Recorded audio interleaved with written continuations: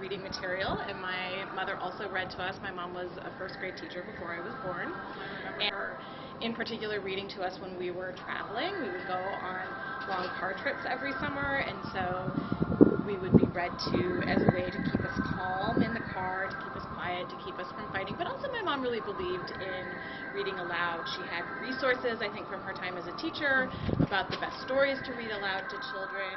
My father is a pastor, and so during liturgical seasons of the year, there were seasons where maybe she would read us a Bible story before dinner, or I remember once during the 12 days of Christmas, she would each day read us a different story. They weren't necessarily biblical stories, but they were stories that pertain to the theme of Christmas. So I think that was the first time I heard the Tolstoy story about the gift of the Magi. I also loved to read when I was a kid. In fact, I used to get in trouble because on a beautiful day I would be inside reading and my mom would say, "Go outside, it's a beautiful day, you should be doing something." And I would just want to lay around and read a book all day long, which I now think is kind of ridiculous. I can't imagine saying to a child, "You're reading too much, stop reading." But that was completely a part of my experience of reading as a child.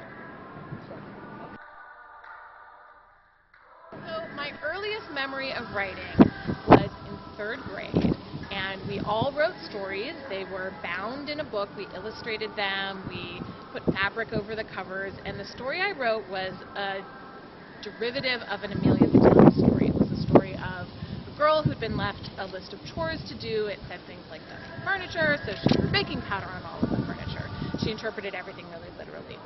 And whether my teacher said it directly or I just heard it, I heard that because my story was derivative, it wasn't creative, and really creative writing was not my genre. And I'm sure I was asked to do other writing, and I'm sure I did it because I was a very compliant child, but after that point in time, I never thought of myself as a writer until I was in high school and doing academic writing and keeping positive. So when I was in high school and in college, I developed a conception of myself as a writer who could handle academic prose. It came intuitively to me, it came easily to me, it wasn't particularly challenging.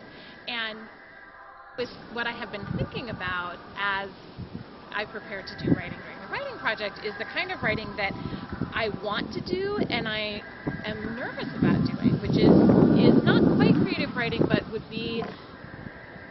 require more vulnerability on my part and more honesty about my experience and a lot more risk than the kind of writing that I already know how to do. And so I think in terms of the role of the teacher in schools and making writing a safe place, for kids who don't understand how to write at all, any writing is a risk. For kids who understand how to do academic writing and that's easy for them and that's intuitive for them, helping them come to a place where they feel like they can take risks and they can't just coast based on what they already know how to do, that's what I think a really good teacher should be able to do.